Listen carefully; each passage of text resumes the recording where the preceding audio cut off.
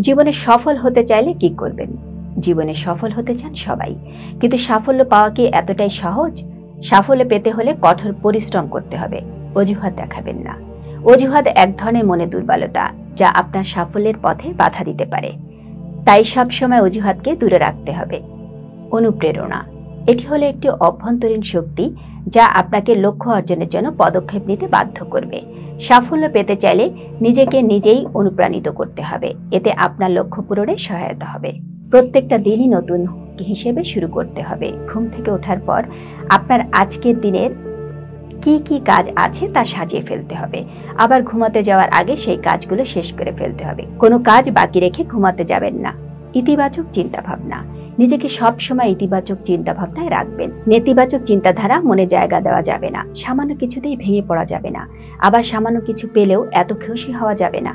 আত্মবিশ্বাস, সাফল্য পেতে চাইলে নিজের উপর বিশ্বাস থাকতে হবে। আত্মবিশ্বাস আপনাকে সাফল্যের চরম শিখরে পৌঁছে দিতে সাহায্য করবে। ঝুঁকি নেওয়া, কোনো কাজে সাফল্য চাইলে ঝুঁকি নেওয়াটা জরুরি। কেউ কখনো এটা করেনি বলে আপনিও পারবেন না এমন চিন্তা রাখা যাবে না। ঝুঁকি নেওয়ার চ্যালেঞ্জ আপনাকে সফলতার দিকে নিয়ে যাবে। ভুল সংশোধন, নিজের ভুলটা স্বীকার করে তা সংশোধন করতে হবে। নিজের সমালোচনা নিজেকেই করতে হবে, তাহলে নিজের ভুলগুলো নিজে সংশোধন করতে পারবেন।